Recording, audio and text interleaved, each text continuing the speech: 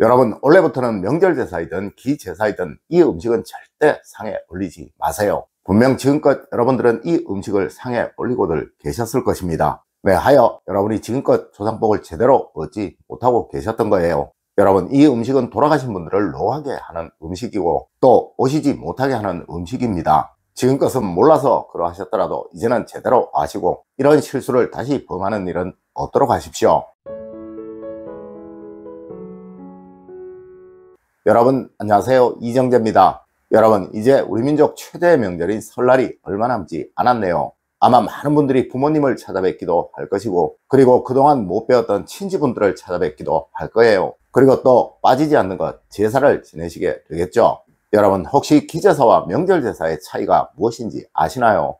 정말 많은 분들이 이 의미를 잘 모르시던데요. 여러분, 기제사는 돌아가신 분을 추모하고 그리워하는 날, 즉 안타까워하는 날이고, 그리고 명절제사는 명절이라는 축일, 즉 축제일에 돌아가신 부모님과 조상님들에게 감사를 표하는 날이라는 거예요.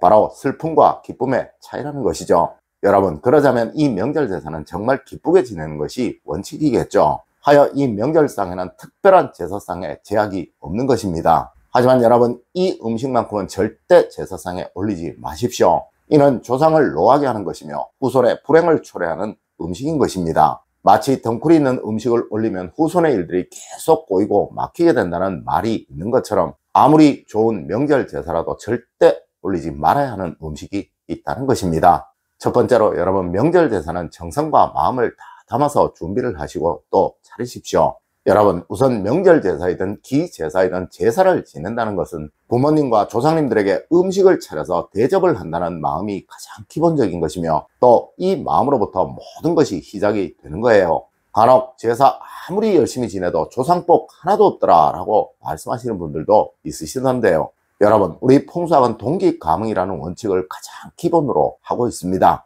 이것은 조상이 편하면 후손도 편하고 또 후손이 즐거우면 조상도 행복하다라는 연결고리를 말하는 거예요. 맞습니다. 우리 풍수학에서는 사람의 후천은 중 가장 얻기도 어렵고 또 얻으면 무조건 좋다고 말을 하는 것이 바로 조상복입니다. 하여 과거에는 이것을 얻기 위해 명당이라는 땅을 찾아 무덤을 만들기도 하였던 것이며 또 지금도 매년 제사를 지내며 조상을 섬기고 있는 것이죠.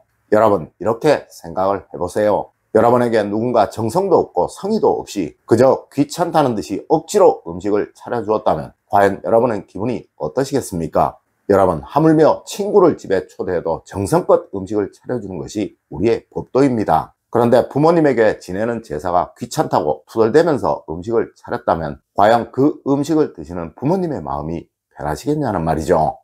이러니 그분들의 마음은 불편할 수밖에 없는 것이고 그것이 모두 후손들에게 그대로 전해져서 그 후손들이 항상 불편한 삶을 살아갈 수밖에 없게 되는 것입니다. 여러분, 꼭 올해만큼은 정성과 마음을 다하셔서 음식을 준비하시고 또 즐거운 마음으로 제사를 지내십시오. 분명 부모님들은 아주 편안해 하실 것이고 그 편안한 마음이 모두 여러분에게 전해져서 여러분이 하시는 모든 일들에서 편안함을 얻게 되실 것입니다.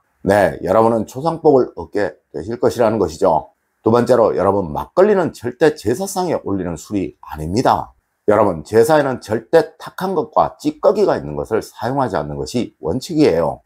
제사에 쪽방 같은 변형된 음식을 사용하면 안 된다고 말을 하는 것은 그 후손이 자신에게 주어진 복을 얻지 못하고 변형된 삶, 즉 불행한 삶을 살아가게 된다라고 하여서 그러한 것이듯 제사에 사용되는 음식은 그 무엇이라도 탁한 것, 그리고 찌꺼기가 있는 것을 사용하면 안 된다고 말을 하는 것은 그 후손의 삶이 항상 흐리고 탁하며 또 찌꺼기의 삶을 살아가게 된다는 의미로 그러한 것입니다. 하여 원칙은 청주같이 맑은 술을 사용해야 하는 것이며 또 제사에 올리는 음식 역시 맑고 담백한 것을 올려야 하는 것이고 그래도 혹시 몰라 가장 위에서 떠서 제사상에 올리는 것입니다. 아마 지금껏 많은 분들이 그냥 편하게 막걸리를 사서 제사를 지내셨을 거예요. 그리고 또 이렇게 말씀들을 하셨을 것입니다. 그까지 술이 다 술이지 무슨 의미는 이라고 말입니다. 여러분, 그럼 여러분의 생일 역시도 그냥 1년의 날짜 중에 하나일 뿐인 거예요.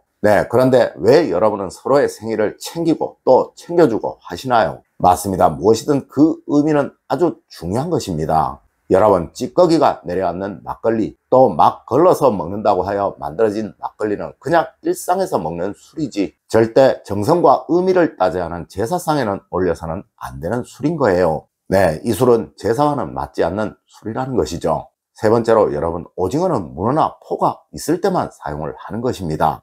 여러분, 우리 조상님들은 문어는 모성애를 상징하는 대표적인 생선이고 또 희생을 의미하는 고귀한 생선이라고 하셔서 그 이름에도 그럴 문자와 고기 어자를 사용을 하셨던 거예요. 하지만 오징어는 과거에는 그냥 많이 잡히는 아주 흔한 어종이었으며 또 서로를 잡아먹기도 하고 뜯어먹기도 하는 어종이기에 아주 흉폭한 어종, 또 도리를 모르는 어종이라고 하셔서 이 어종은 제사상에는 올리지 말아야 할 어종으로 여기셨던 것입니다. 네, 이것을 올리게 되면 형제간의 다툼과 갈등이 생긴다는 말과 함께 말입니다. 하지만 현대에는 거의 대부분의 분들이 마른 오징어를 제사상에 올리실 거예요. 여러분, 이는 어포, 즉 명태포가 있을 때만 올리는 것이고 또 문어가 있을 때만 올리는 것입니다. 맞습니다. 절대 오징어만 단독으로 제사상에 올리는 경우는 없다는 것이죠. 네 번째로 여러분, 의미가 나쁜 음식은 제사상에 사용하는 것이 아닙니다. 여러분, 꽁치나 멸치, 갈치 등과 같이 치자가 들어가는 생선은 가치가 없는 것이라고 하여 이것을 상에 올리면 그 후손이 가치 없는 삶을 살아가게 되며 또 형제와 가족들 간의 불화와 갈등을 만드는 삶을 살아가게 된다고 하여서 이것은 제사상에 올리지 않는 것이라고 하였습니다. 그리고 머루와 달래, 고구마 등과 같은 덩쿨이 있는 음식은 그 후손이 엉키고 설킨 삶, 즉 복잡한 인생을 살아가게 된다고 하여서 이건 역시 제사상에 올리지 않는 음식입니다. 또한 비늘이 없는 생선, 즉 장어나 가물치 같은 어종은 간사한 어종이라고 하여서 이건 역시 절대 제사상에 올려서는 안 되는 음식이라고 하고 있습니다. 또 복숭아나 팥, 고춧가루나 마늘 같은 것은 조상들이 다가오지 못하게 하는 음식이라고 하여서 이건 역시 제사상에 올리지 않는 것이 원칙입니다. 아마 여러분들 중 누구라도 제사 음식 만들면서 절대 고춧가루나 마늘 넣지 않으실 거예요. 네, 앞서와 같은 이유로 그러한 것입니다. 간혹 남에게 대접하기 위해 만든 제사 음식에 고춧가루나 마늘을 넣는 것을 우리는 헛제사밥이라고 말을 합니다.